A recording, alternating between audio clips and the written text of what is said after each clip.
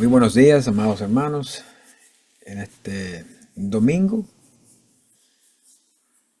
el primer domingo del año, acabamos de entrar a este nuevo año. En esta mañana yo quisiera compartir con ustedes el tema, el pecado de la división, y nos vamos a estar concentrando en la carta de Pablo a los Corintios, la primera epístola, ahí en el capítulo 3. Vamos a leer los primeros 9 versículos. Dice así la palabra del Señor: de manera que yo, hermanos, no pude hablaros como a espirituales, sino como a carnales, como a niños en Cristo. Os di a beber leche y no vianda, porque aún no erais capaces, ni sois capaces todavía, porque aún sois carnales. Pues habiendo entre vosotros celos, contiendas y disensiones, ¿no sois carnales y andáis como hombres? Porque diciendo el uno, yo ciertamente soy de Pablo, y el otro, yo soy de Apolos, ¿no sois carnales? ¿Qué pues es Pablo y qué es Apolo? Servidores por medio de los cuales habéis creído, y eso según lo que a cada uno concedió el Señor. Yo planté, Apolos regó, pero el crecimiento lo ha dado Dios. Así que ni el que planta es algo, ni el que riega, sino Dios que da el crecimiento. Y el que planta y el que riega son una misma cosa, aunque cada uno recibirá su recompensa conforme a su labor, porque nosotros somos colaboradores de Dios y vosotros sois labranza de Dios, edificio de Dios. Que el Señor añada su bendición en esta corta porción. Esta carta a los Corintios, una de las cartas que Pablo escribió, nosotros vemos la manera en la cual Pablo le habla a estos hermanos, y podemos inclusive identificar esta iglesia quizá como una de las más corruptas, por decirlo así, de todas las congregaciones. Yo pienso que no específicamente es así. Creo que todas las congregaciones pasan por estos problemas, por estas dificultades, pasa por este mismo tipo de pecados. Leyendo toda la carta de Pablo a los Corintios podemos darnos cuenta de el estado espiritual en el cual estos hermanos estaban, y yo pienso que esto es algo que se da en todas las congregaciones. No se puede decir que una congregación es mejor que otra. Todas atraviesan por muchas dificultades.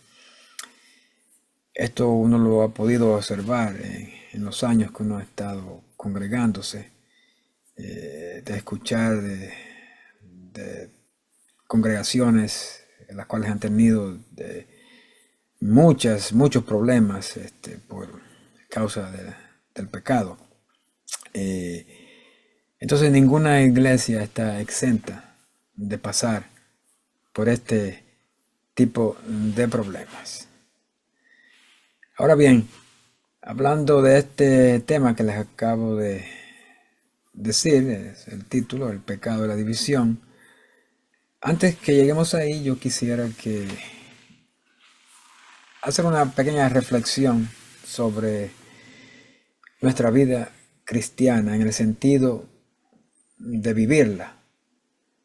Y voy a comenzar diciendo que vivir la vida cristiana desde nuestra perspectiva la vemos como algo muy difícil de vivirla. Y yo creo que todos estamos de acuerdo, vamos a estar de acuerdo en esto, de que vivir la vida cristiana no es nada fácil. Tal vez cuando te convertiste pensaste que se acabaron tus problemas y ya no tenías que preocuparte de nada más. Yo también pensé eso y yo pasé por mis pequeños pasos como después de convertirme y vi situaciones en mi vida que dije, ¿por qué no han cambiado? ¿Por qué ahora tengo más dificultad en mantenerme andando espiritualmente bien?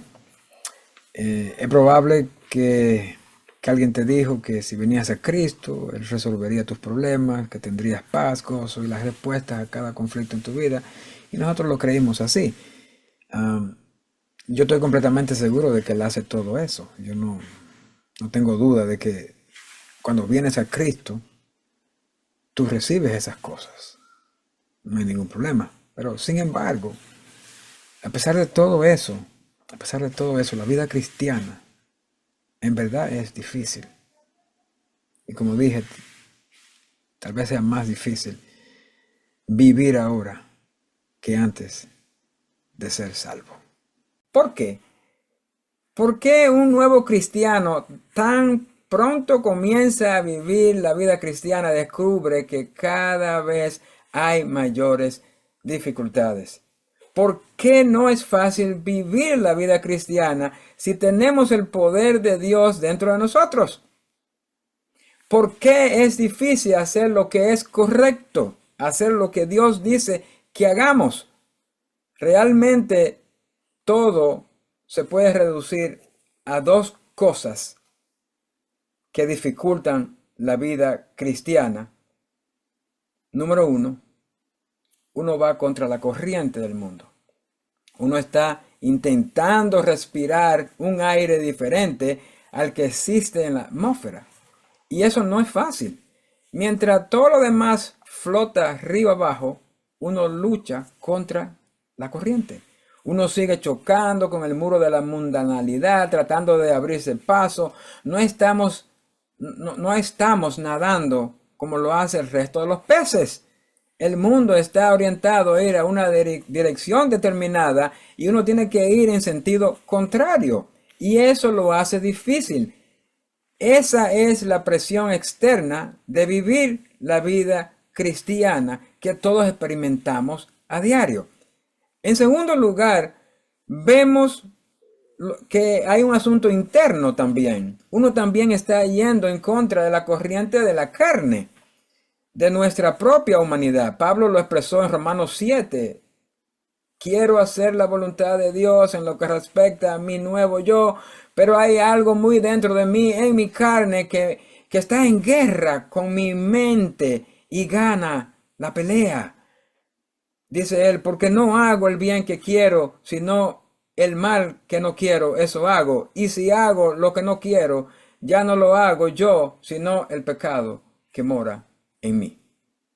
Entonces nosotros nacemos pecadores porque nacimos de padres pecadores. Y eso se remonta a Adán y Eva. Entonces, como nacemos con una tendencia a pecar, con un dominio a hacer el mal, esto crea un problema. La salvación viene y cuando somos salvos, Dios neutraliza en cierto sentido el pecado y nos da el Espíritu Santo para oprimir el pecado. Pero Él no elimina la tendencia al mal porque aún tenemos este mismo cuerpo con el que nacimos. Aún así, con todas esas cosas que Dios hace, nosotros, aunque el triunfo es definitivo, todavía luchamos en el camino hacia ese triunfo final.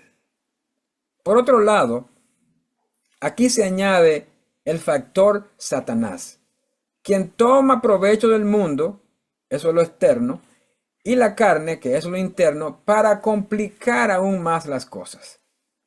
Aunque el Espíritu de Dios está allí para subyugar eso, en última instancia y en la práctica, todavía están ahí esos factores de dificultad en el vivir cristiano. Y aunque al final logramos ganar la batalla, también perdemos muchos combates en el camino. Es por esas razones que la vida cristiana no es fácil No es nada fácil. Y como cristianos al fin tenemos que estar en vigilancia constantemente. Hay que vigilar hacia afuera y observar al mundo. Hay que vigilar hacia adentro y observar la carne. Y dicho sea de paso, a veces estas dos cosas están muy unidas, porque el mundo se convierte en aquello que tienta a la carne y Satanás usa esas dos vías para llegar a nosotros por fuera y para llegar a nosotros por dentro. Este era precisamente el problema que tenían los corintios, que no habían podido evitar ni el mundo ni la carne. Estaban sucumbiendo al mundo y a la carne y como resultado estaban ocurriendo toda clase de pecados, un pecado tras otro, por la incapacidad de lidiar con el mundo y de lidiar con la carne. Ahora bien, uno de los pecados que estaba creando problemas en Corinto era la división. Y uno se pregunta, ¿qué? ¿La división es un pecado? Sí lo es, hermano. ¿Sabe por qué? Porque ningún pecado es un pecado aislado. Los pecados son siempre combinaciones de otros pecados. Simplemente aparecerá de vez en cuando. Y en Corinto la división no era un pecado aislado que existía en el vacío. Era producto de otros pecados como el orgullo, la envidia, los celos, la mentira, etcétera, etcétera.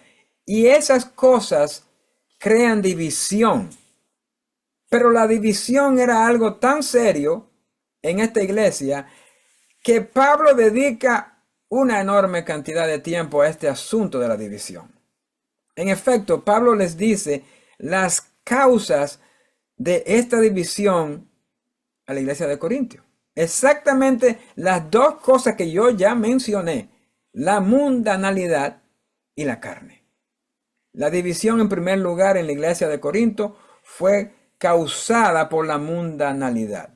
Ahora, generalmente pensamos en la mundanalidad como cosas que uno hace, viviendo en un mundo como en el día de hoy. Sin embargo, es más que eso. La mundanalidad es simplemente dejarse llevar de cualquier filosofía del mundo, de sus conductas. Y en el caso de los corintios, no fue que necesariamente se comportaban como el mundo, aunque sí lo hicieron, pero ese no es el problema aquí, sino que seguían las filosofías del mundo, definiendo sus vidas según los razonamientos del mundo. Pablo les dijo, no pueden ponerse de acuerdo porque todos tienen sus propias filosofías mundanas diferentes y tienen discordia. Ese fue su primer problema. La primera causa de su división fue su mundanalidad. Todavía se aferraban a las filosofías del viejo mundo que les había enseñado sus filósofos mundanos antes de ser salvos. La división, en segundo lugar, en la iglesia de Corinto, fue causada por la carne. Es decir, en lugar de funcionar en el espíritu, funcionaban en la carne. Y siempre que nos vamos por los deseos de la carne, estamos siendo egoístas. La división es egoísmo manifiesto y ese es siempre por la carnalidad. Eso ocurre siempre por la carnalidad. La carnalidad dice, lo haré sin importar lo que Dios quiera que haga. Haré lo que mi cuerpo dice sin importar lo que Dios diga. Carnalidad y mundanalidad crearon la división en la iglesia. Los enemigos de la obra del Señor son el mundo y la carne, tanto colectiva como individual. La división es una enfermedad realmente fea, hermanos, y también muy contagiosa. Se contagia, sí. Es como un virus. Empieza una división y eso empieza a tener sus efectos en las demás personas. Puedes tener división en la iglesia a un nivel pequeño y puedes crearse una epidemia. No solo afecta, hermanos, a la iglesia, oiga bien esto, sino que afecta al mundo, porque una iglesia dividida, conflictiva y antagonista pierde su capacidad de testificar al mundo la verdad de Cristo. Veamos entonces, pues, tres cosas que Pablo nos da en este texto: la causa de la división, los síntomas del pecado, de este pecado, y la cura para esto. Miremos la causa en los versículos del 1 al 3. De manera que yo, hermanos, no pude hablaros como a espirituales, sino como a carnales. Lo que estaba provocando su división no fue solo el ambiente ni la presión mundana, sino la debilidad de su propia carne. Fíjese bien que Pablo dice, de manera que yo, hermanos, es decir, les está hablando a creyentes. Y al decir eso, habla aquí, él también habla, cuando él dice esto, él habla también de amor y también de igualdad. Por eso se identifica con ellos al mismo nivel. Pero además de eso, es una especie de dar una reprimenda con afecto. Él estaba amonestándolos con amor. Sin embargo, dice, no pude hablaros como a espirituales, sino como a carnales. Es decir, no puedo hablarles como si fueran espirituales. Somos cristianos, somos hermanos en Cristo, pero no puedo hablarles así. Esto ha llegado muy lejos. Esto ha perdido control. Han perdido la sensibilidad de escuchar a Dios. Cuando uno está en uno de estos pecados, no voy a mencionar ninguno, pero cualquier pecado, y usted lo practica, lo sigue haciendo, lo sigue haciendo, usted pierde la sensibilidad de la palabra. Usted puede inclusive hasta leer que está mal, y eso pierde ese efecto en uno. Porque el pecado empieza a tener ese efecto, donde se va perdiendo la sensibilidad a Dios, donde se va perdiendo esa comunión que como creyentes debemos tener. Cuando utilizamos aquí el término espiritual, por si alguno no me está entendiendo, hablamos de alguien que es espiritual, lógico, de una persona que realmente anda en el espíritu en lugar de andar en la carne. La palabra espiritual en este contexto significa estar caracterizado o controlado por el Espíritu de Dios. Todos los cristianos, oiga bien, todos los cristianos están sometidos al control del Espíritu. No hay uno que no lo esté. Todos los cristianos están sometidos al control del Espíritu. No existe un cristiano que no sea así, porque si es así, entonces no es cristiano. Porque el Espíritu de Dios mora en los hijos de Dios, en los que le pertenecen a Él. Entonces, no es que el hecho de manifestar carnalidad esté diciendo que usted como creyente no sea espiritual, porque el Espíritu está controlando. Lo único que usted está haciendo es evitando el control. Usted lo que está haciendo es no poniendo caso. Es simplemente así. Ahora bien, lo que pasa es que, y aquí la diferencia, es que no todos los cristianos obedecen al Espíritu, pero todos son controlados por Él. ¿Se entendió eso? Todos somos controlados por el Espíritu, pero no todos obedecemos al Espíritu. Una vez que te conviertes en cristiano, el Espíritu Santo toma el control de tu vida y permanece en control de tu vida hasta el día de tu muerte. Él siempre tendrá el control de tu vida. El asunto está en si tú te sometes o no a su control. Y te digo algo más. El Espíritu Santo te controlará hasta donde Él quiera, ya sea que tú cooperes o no. El asunto es menos doloroso si tú pones de tu parte. ¿Se entiende eso? El Espíritu te va a controlar. y te va a someter.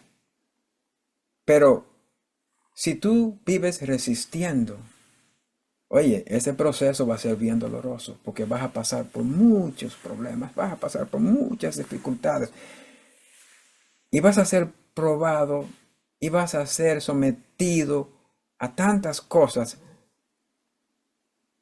por desobediencia al control del Espíritu. Ya vimos esto la vez pasada en el capítulo 2:15 de esta misma epístola.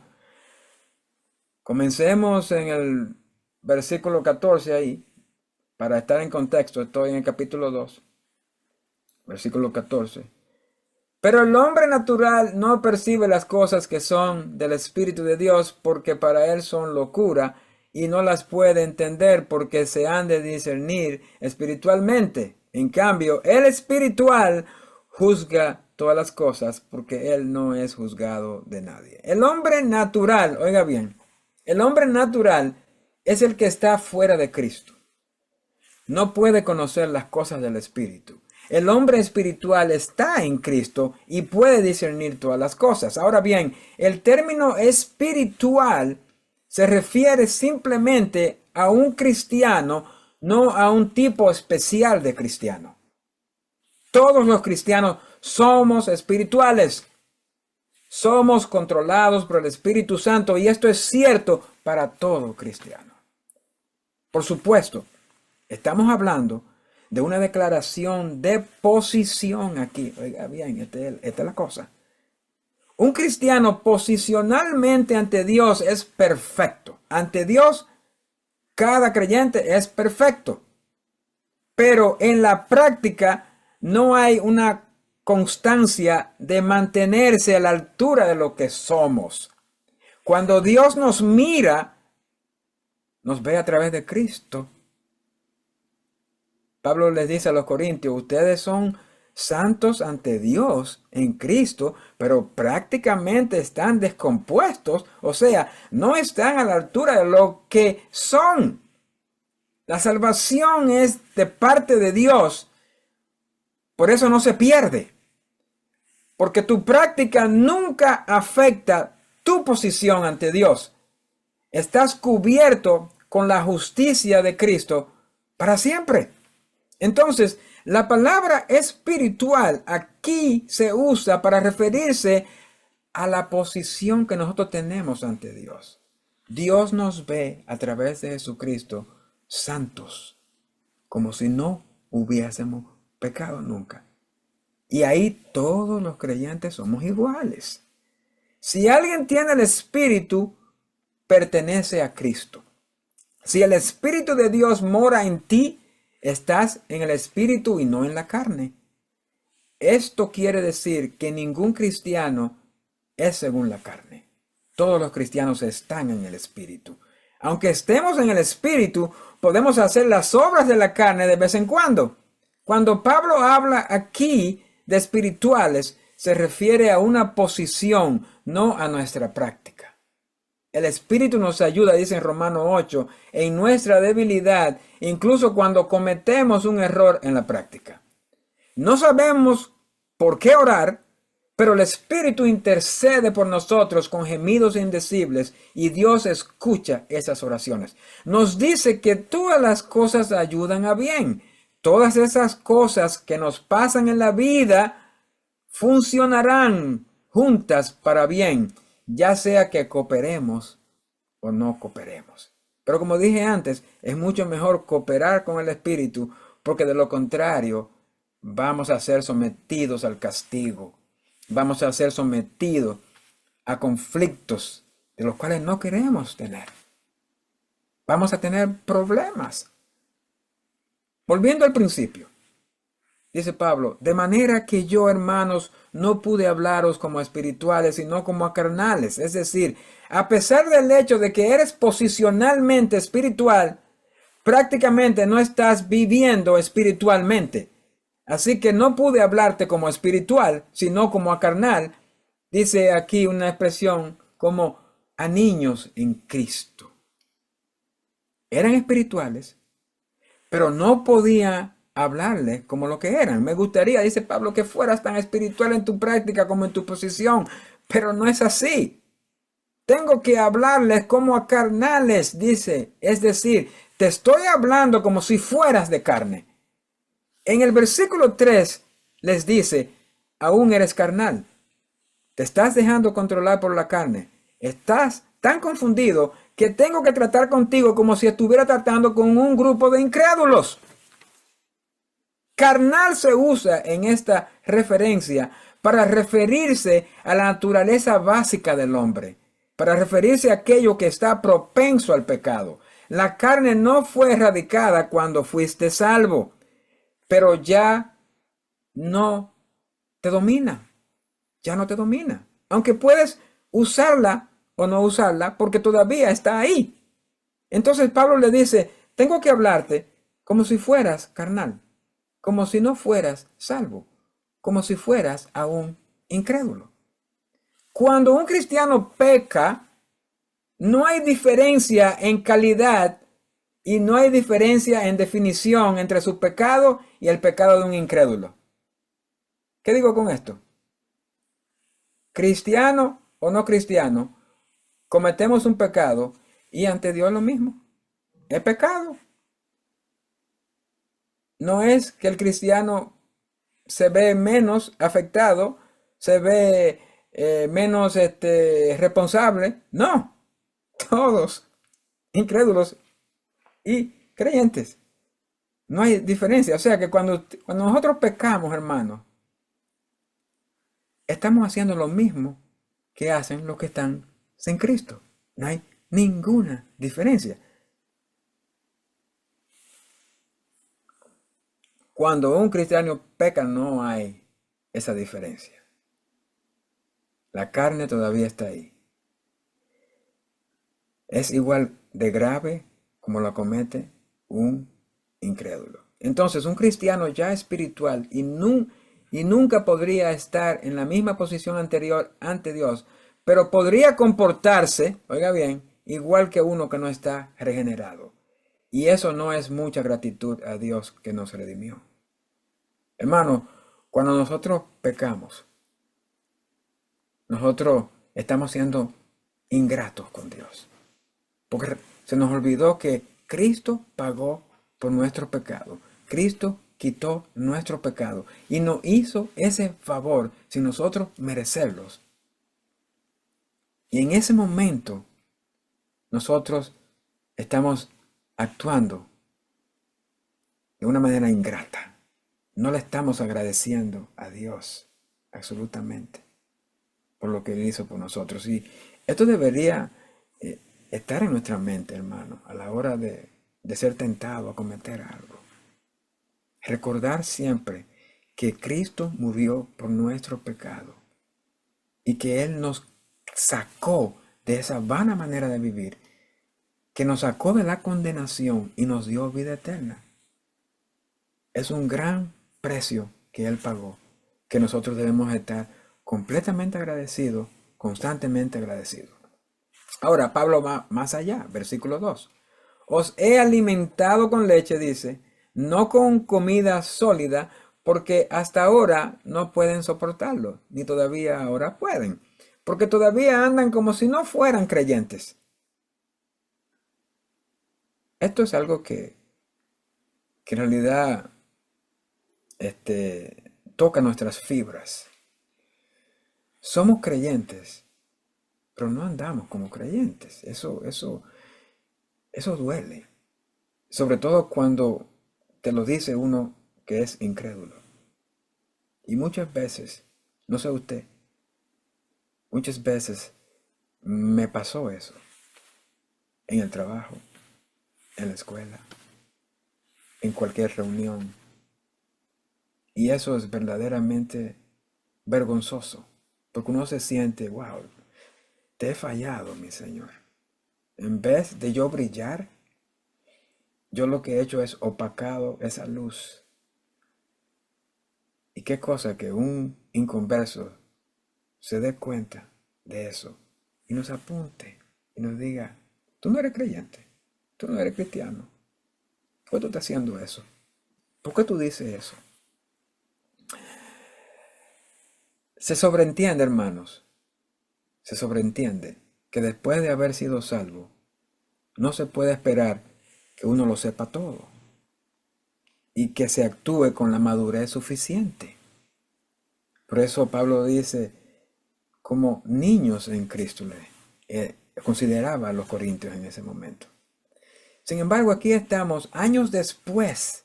Oiga bien, años después, no sé cuánto tiempo ustedes están en los caminos del Señor, pero años después, y todavía, hermanos que tienen bastante tiempo, parece que no han crecido los dientes para poder comer la comida sólida, digerir lo sólido. Esto es obvio. Hay creyentes que solo abren la Biblia cuando van al templo los domingos.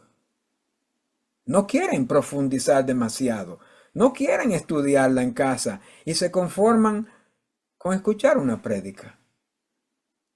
Pablo les dice a estos hermanos en Corinto, cuando estuve con ustedes hace unos años, yo esperaba que tú tomaras leche, sí.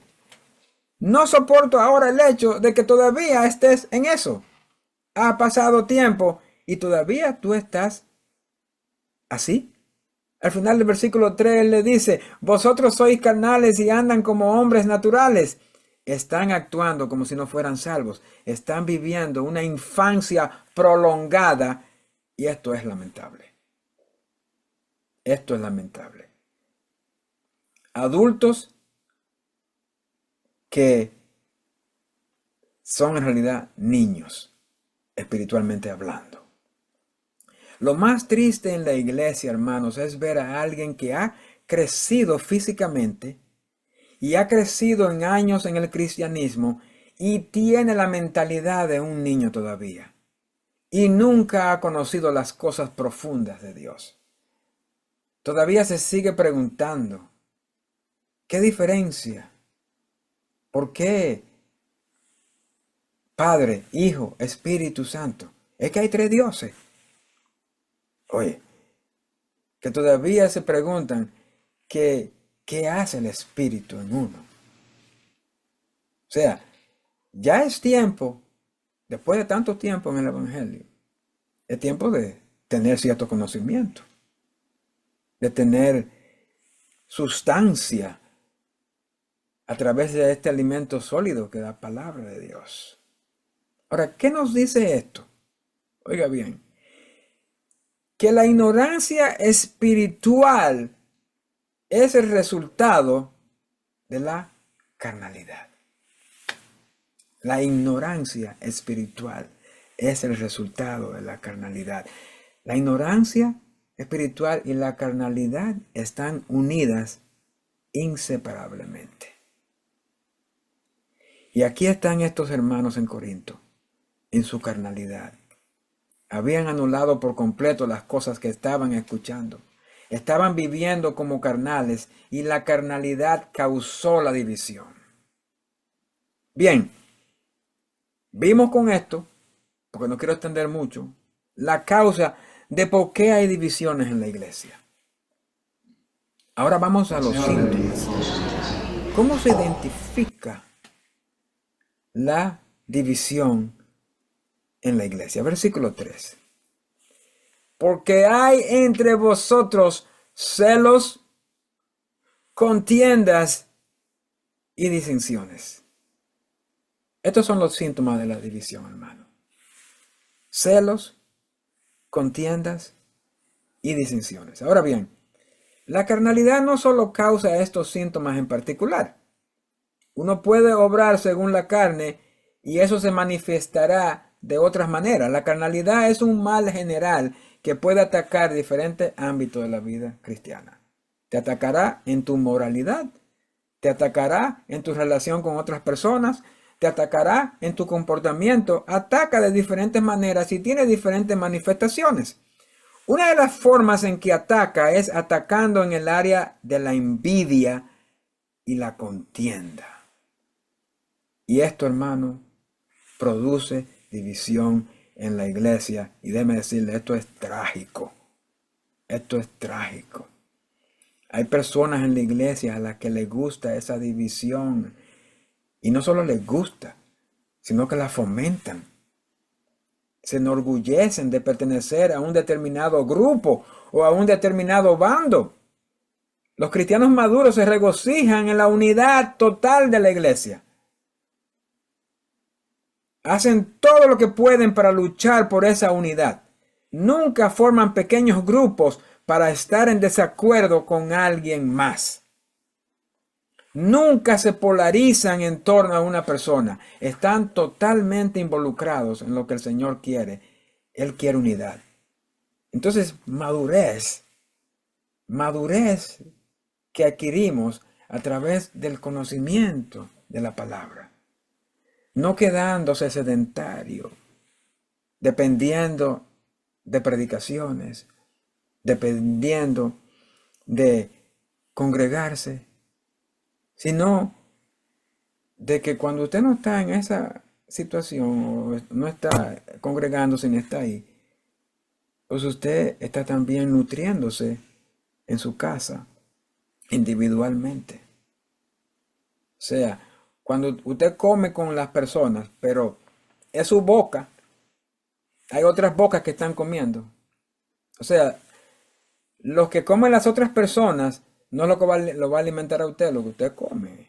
Entonces es algo individual, es algo que nosotros individualmente debemos hacer. Mire, otra cosa, la cosa que leímos ahí. La carnalidad se manifiesta en el egoísmo. Oiga, y aquí digo, el egoísmo es la madre de la división. El egoísmo es la madre de la división. Por eso le dije que te dice, ok, la división es un pecado. Sí, es un pecado porque son varios pecados que han producido. Cuando usted dice una mentira, ya usted usted ha cometido otro pecado anteriormente. O sea, el pecado, el pecado anterior que usted cometió lo lleva a la mentira. Y así sucesivamente lo sigue llevando a otro, a otro, a otro, y a otro, y a otro. Versículo 4. Unos dicen, yo soy de Pablo. Otros somos del grupo de Apolo.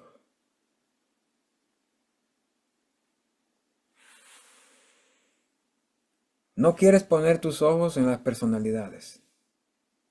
O sea, yo en el transcurso de mi vida he visto creyentes que tienen al pastor de su iglesia, lo tienen encumbrado allá, lo defienden, lo ponen, qué sé yo.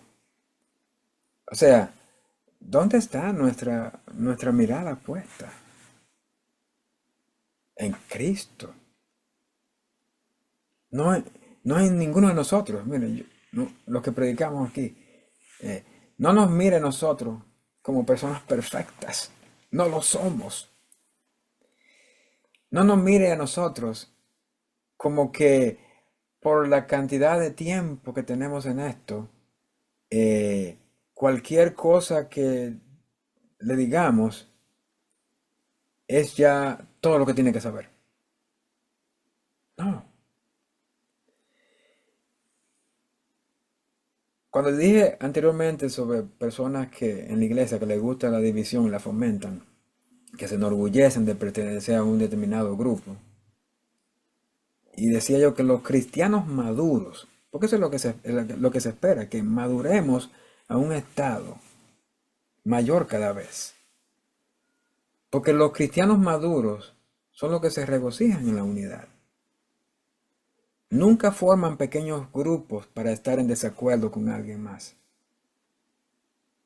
La carnalidad, como dije, se manifiesta en egoísmo. Cuando uno simplemente se limita a escuchar mensajes suaves y sencillos, y esto también va para nosotros lo que tenemos cierto rango de liderazgo, si se puede decir así. y que estamos ministrando la palabra, eh, tenemos que traer temas que son para devorar, que se necesitan dientes. No podemos estar simplemente trayendo cositas elementales.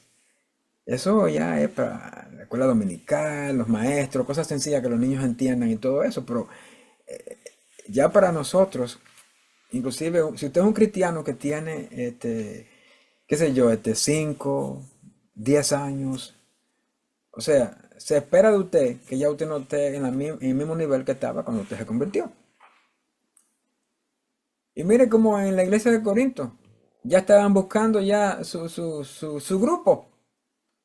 Uno decía, no, yo le creo a Pablo, por decirlo así, tú ves, o no, es que Apolo, Apolo tiene razón, Pablo no.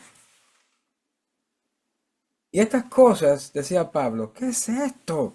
¿De dónde viene esto? Viene de la carnalidad y la mundanalidad. Ustedes no han estado viviendo lo suficientemente como maduros para entender que lo que están haciendo es una locura. Nosotros, oiga bien, cuando este tipo de grupos son manifestaciones de canalidad, que eso es regresión, como dije, regresar a la infancia, a la ignorancia. Nosotros a veces, o mejor dicho, en la mayoría de los casos, no somos el asunto en sí de esta división. El asunto está en Dios, porque si todos adoramos al único Dios, no puede haber división, solo puede haber unidad. Y entonces cuando existen grupos parcializados, es como si estuvieran adorando a diferentes dioses. Y Dios es solo uno. Y si todos nos enfocamos en el mismo Dios, entonces la unidad siempre va a estar así. Pero cuando usted se pone a estar hablando de alguien, este hermano sabe, yo lo escucho más a él. A este no lo escucho mucho porque no sé, no me llega. Siento que el otro es así. No, eso no debe existir, hermano. En el púlpito, el que se para allí a predicar, debemos verlo como un instrumento que Dios está utilizando para ministrarnos. No es un instrumento perfecto, pero Dios usa ese instrumento para Él realizar esto. Mire, las divisiones no solo se manifiestan, porque uno cree que en este caso de Corinto, en el cual Pablo ahí dice, bueno, te dicen que unos son de Pablo, otros son de Apolo y eso. Pero este tipo de divisiones no es el único tipo de división que hay. Las divisiones no solo se manifiestan cuando seguimos a un líder como guía. Las divisiones también ocurren en forma de clasismo. ¿Qué es esto? Hay iglesias donde, o mejor dicho, congregaciones donde se sientan las personas más, qué sé yo, más acaudaladas, más adineradas, de cierta clase social en ciertos lugares, y hay otros hermanos que no son de la misma clase que se sientan en otro lugar. Eso no debe existir. Como que, ¿quién ha dicho o sea, que hay ese tipo de rango? Y estas divisiones clasistas son muy feas. No debe haber división de clase social. Todos somos uno en Cristo. También existe la división por discriminación. Discriminación, oiga esto. Los de color de este lado, los que no son de color de este lado. ¿Qué es esto? Esto no debe existir. Inclusive hay hasta una división, oiga bien, por el nivel académico. Por Dios. Estas divisiones se dan, hermano, en las congregaciones. Y es lamentable. Es lamentable totalmente. Se nos olvida que ante Dios todos somos iguales. Todos somos miembros de un mismo cuerpo y somos llamados a mantenernos en unidad. Finalmente, vamos a la cura. Ya hemos visto el motivo y la causa y también los síntomas. Ahora, ¿cómo le metemos mano a esto? ¿Cómo tratamos este asunto? ¿Cuál es la cura para este mal? Versículo 5, del 5 al 9. Y esta es una cura rápida porque uno no quiere tardar mucho en recuperarse. Aquí está el antídoto para la enfermedad de la división. Y es una declaración simple que dice aquí, reconocer que todos glorificamos a un solo Dios, el único Dios. Versículo 5. ¿Qué pues es Pablo y qué es Apolos?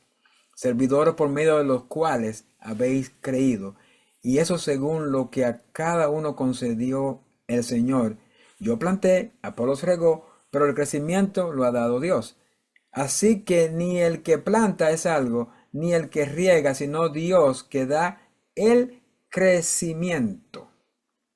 Y el que planta y el que riega son una misma cosa, aunque cada uno recibirá su recompensa conforme a su labor, porque nosotros somos colaboradores de Dios y vosotros sois labranza de Dios, edificio de Dios. Cuando tú dices, bueno, yo soy de este grupo, yo soy de esta iglesia, yo solo escucho mensajes de tal predicador, me siento identificado con este grupo de hermanos, bueno, si es así, no hemos entendido este punto. Porque todos los que estamos en una posición de liderazgo en la iglesia simplemente somos servidores. Siervos que Dios utiliza en un determinado momento. No porque seamos, déjeme decirle, no porque seamos especiales o hemos alcanzado cierta madurez o hemos adquirido cierto conocimiento. Somos simplemente herramientas. Somos simplemente eso, herramienta. No se honra al hombre, sino que se honra a Dios. Y mientras la iglesia mantenga su enfoque en Dios, todo estará bien. Tan pronto como nos polarizamos, eso es una manifestación de carnalidad. Porque estamos funcionando en la carne en lugar del espíritu. Porque el espíritu nos indicaría a Dios y no a los hombres. Dice, yo planté, versículo 6, vino luego Apolos y regó, pero Dios dio el crecimiento. O sea, no me honréis, no honréis a Apolo, honra a Dios. Ninguno de los dos es más o menos que el otro. Cuando tienes dos hombres fieles con ministerios diferentes, es decisión de Dios. No es que uno de ellos sea mejor que el otro. Versículo 7. Así que ni el que planta es algo, ni el que riega, sino Dios que da el crecimiento. No somos nada. En Dios es Dios que produce el resultado. Si pasa algo, ¿quién lo hizo? Dios lo hizo. Miremos el versículo 8. Y el que planta y el que riega son una misma cosa, aunque cada uno recibirá su recompensa conforme a su labor. Es decir, estamos trabajando juntos, obtendremos nuestro honor de parte de Dios. Tus recompensas no se basan en tu éxito, se basan en tu mano de obra. Y el versículo 9 dice, porque somos colaboradores de Dios y vosotros sois labranza de Dios, edificio de Dios. ¿Ves lo que está diciendo? Que quite tu atención del hombre y ponla en Dios. Y si realmente ponemos nuestra atención en Dios, no solo se eliminará la división, sino que se va a eliminar también la carnalidad. Ahora, después de haber escuchado todo esto, puede haber algunos en esta mañana que nos están viendo que quizás no conocen al Señor, que han entendido que no son personas espirituales, redimidas por Cristo, pero desean serlo. También puede ser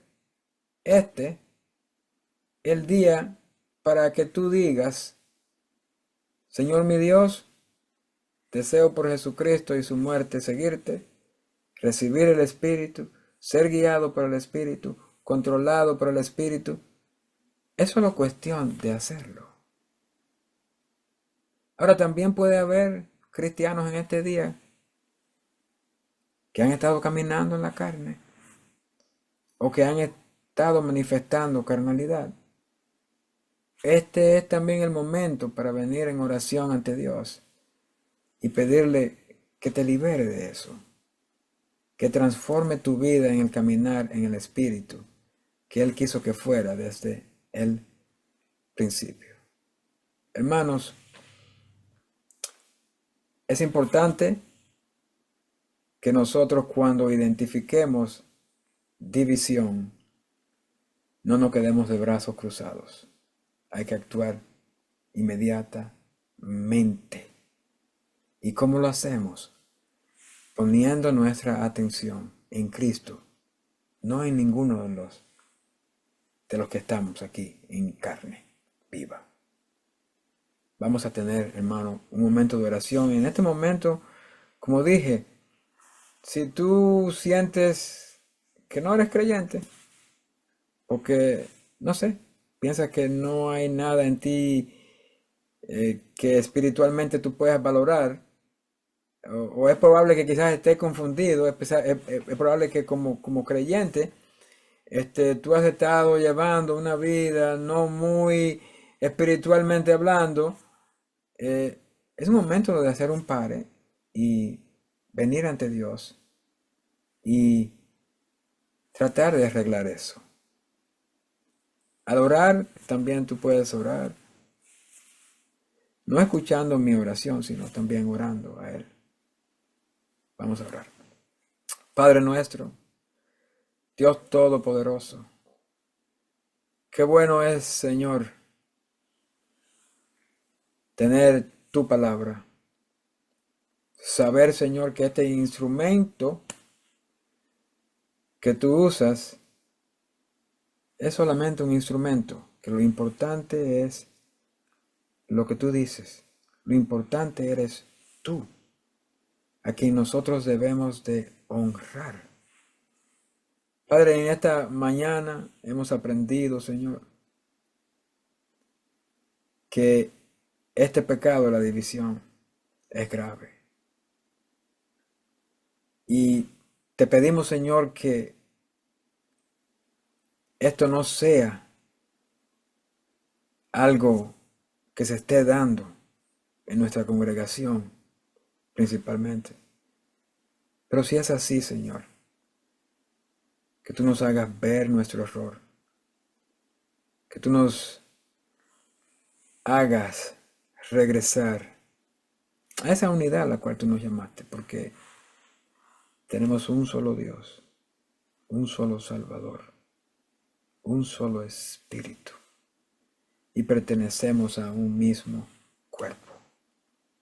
Por eso, Señor, te pedimos que tú sigas transformando nuestras vidas, que nos sigas llevando, Señor, hacia esa madurez que todos necesitamos tener para poder mantener esta unidad. Padre, que tu Santo Espíritu, pues, nos dirija y que cada día más pensemos, Señor, en este sacrificio de Cristo que nos ha dado esta salvación, nos ha dado este perdón de pecados y esta promesa de vida eterna. Estar siempre agradecidos, Señor. Que a la hora de que lleguen a nuestras mentes pensamientos inicuos, a la hora en la cual podemos ser tentados, Señor, que tengamos esto pendiente, que tú diste en Cristo tu vida por cada uno de nosotros para quitar nuestro pecado y salvarnos. Padre, gracias, Señor, gracias. En Cristo Jesús.